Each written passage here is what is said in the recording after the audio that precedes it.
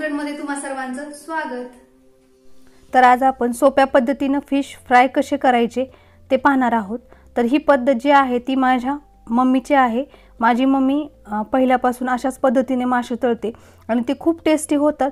हे तळताना आपण कसलाही फिश फ्राय मसाला वापरलेला नाही किंवा कमी साहित्यामध्ये टेस्टी असे फिश फ्राय तयार होते।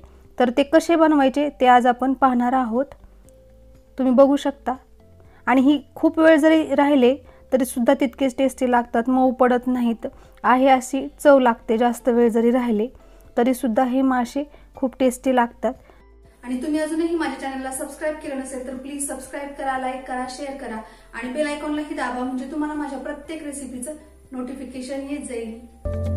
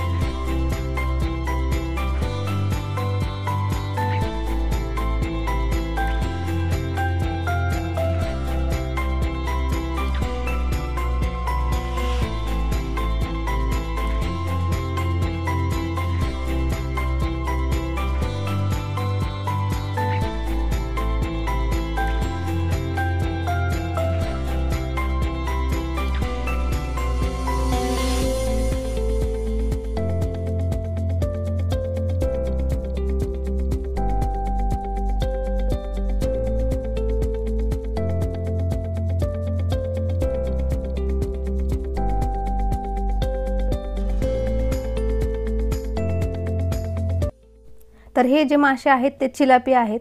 तर आता हे स्वच्छ करण्यासाठी मी मीठ आणि ज्वारीचं जे पीठ आहे ते घेतले।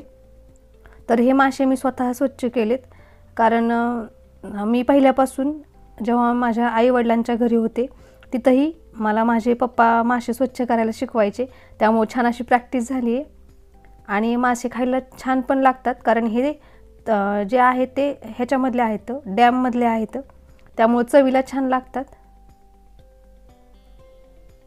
तर आता हे 2 ते 3 पाण्याने आणखीन स्वच्छ धुवून घ्यायचे। जमेल तेवढं मी स्वच्छ केले ते। तर या पद्धतीने सर्व मासे आता स्वच्छ करून घेते मी। तर हा माशाचा प्रकार आहे तो चिलापी आहे आणि जे त्याची मुंडकी आहेत तर त्याचा मी पातळ रस्सा बनवते आणि हे जे आहे तर याचा फिश फ्राय बनवूयात। तर 2 ते 3 पाण्याने स्वच्छ धुवून घेतले मी आणि या पद्धतीने मासे छान असे स्वच्छ झालेत एकदम। तर हे मी फ्रीजमध्ये पण 1 ते 2 तास ठेवले होते, छान कडक झालेत, कारण कडक झाले म्हणजे ते तळले पण चांगले जातात आणि लागेल तसे तळायचे असतात, त्यामुळे जेवढे लागतील तेवढे मासे मी तळून घेते। तर 4 जे मासे आहेत ते घेतलेत आणि त्यामध्ये अद्रक लसूण पेस्ट, धना पावडर, गरम मसाला, आता यामध्ये आपण फुटाण्याचं पीठ टाकूयात। तर फुटाण्याचं पीठ कसं बनवायचं याचा रेसिपी तुम्हाला डिस्क्रिप्शन बॉक्समध्ये मिळेल। चवीपुरतं मीठ, 1 चमचा हळद, खोबरं जे मी बारीक कुटून घेतलंय तर 2 चमचे, आता यामध्ये काळं तिखट, याचा व्हिडिओ मी अपलोड केलेला आहे, याची लिंक तुम्हाला डिस्क्रिप्शन बॉक्समध्ये मिळेल। तर हे मी 1 चमचा घेतले, आपल्या आवडीनुसार घ्यायचे, आणि अर्धा चमचा लाल मिर्च पावडर। हे सर्व आता आपल्याला ह्या माशाला चोळून घ्यायचे। तुम्ही पाणी टाकून सुद्धा लावू शकता, परंतु मी कोरडा अगोदर थोडासा चोळून घेते आणि लागेल तसं नंतर पाणी घेते। तर या पद्धतीने सर्व मसाला जो आहे तो माशांना लावून घ्यायचा आहे आपल्याला। तुम्ही असा मसाला लावून मॅरिनेट करण्यासाठी अर्धा पाऊण तास ठेवू शकता फ्रीजमध्ये, किंवा लगेच तळले तरी सुद्धा चालतात, परंतु मी अगोदरच मासे घेतल्यानंतर 1 तास 2 तास फ्रीजमध्ये ठेवले होते, त्यामुळे त्याचे छान असे कडक झालेत, त्यामुळे आत्ता फ्रीजमध्ये ठेवण्याची काही गरज नाही। तर याला सर्व बाजूंनी मसाला लावून घेते, आणि पाणी आवश्यकतेनुसार थोडं थोडं घ्यायचे, एकदाच पाणी टाकायचं नाहीये, आणि मासे पण लागतील तसेच तळतो आम्ही, एकदाच तळायचे नाहीत। तर या सर्व माशांवर आता आपण हे जे वाटण आहे ते लावून घेऊयात।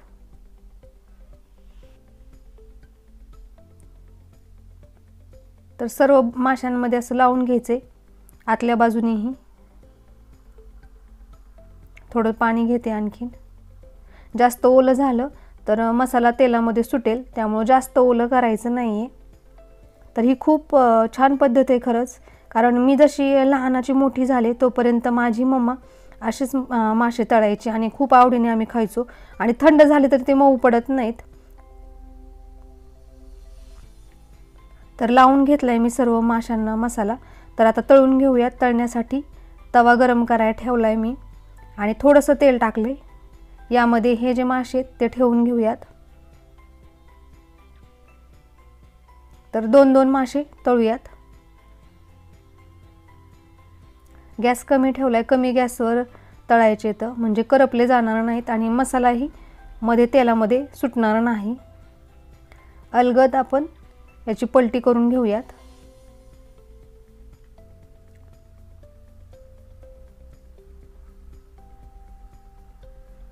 तर दोन्ही बाजूंनी व्यवस्थित फ्राय करून घ्यायचे। तुम्ही म्हणाल की कमी तेल वापरले त्यामुळे फ्राय होत नसेल किंवा कच्चे राहतील, राहत नाहीत तसे कच्चे, ते खूप छान असे फ्राय होतात दोन्ही बाजूंनी। पूर्ण असा कलर येईपर्यंत फ्राय केलंय मी, आणि मसालाही छान असा माशांवर लागलेला आहे। आणि काढण्याच्या अगोदर चेक करायचे की मासा व्यवस्थित वाफला आहे का नाही, आणि नंतर काढायचे। तर मी हे दोन्हीही माशाचे तुकडे काढून घेते। तर मी वेगवेगळ्या प्रकारे फ्राय करत असते, परंतु मला ही पद्धत खूप आवडते, कारण मसाले पण जास्त लागत नाहीत आणि टेस्टी लागतात मासे। आणखीन तळून घेऊयात राहिलेले तुकडे। तर हे काय होतं, आता लागेल तसे मी तळत राहते, एकदाच तळून ठेवत नाही। तुम्ही हा मसाला लावून मॅरिनेट करून फ्रीजमध्ये ठेवू शकता, आणि लागेल तसे पण तळू शकता। तर जो मसाला शिल्लक राहिलाय तो पण आपण अशा पद्धतीने माशावर लावून घ्यायचा आहे। प्रत्येक वेळेस याच पद्धतीने तळणार आहे मी, कारण मासे थंड झाले की खायला नको वाटतात, परंतु हे थंड झाले तरी टेस्टी लागतात। परंतु काय असते की ठीक आहे, मासे गरम गरमच छान लागतात, त्यामुळे हे सुक्के आणि जे ह्याचे जे मुंडके आहेत ती मी रश्याची भाजी करणार आहे भाकरीसोबत खाण्यासाठी। तर या पद्धतीने आता हे पण तुकडे छान असे फ्राय झालेत, तर मी काढून घेते।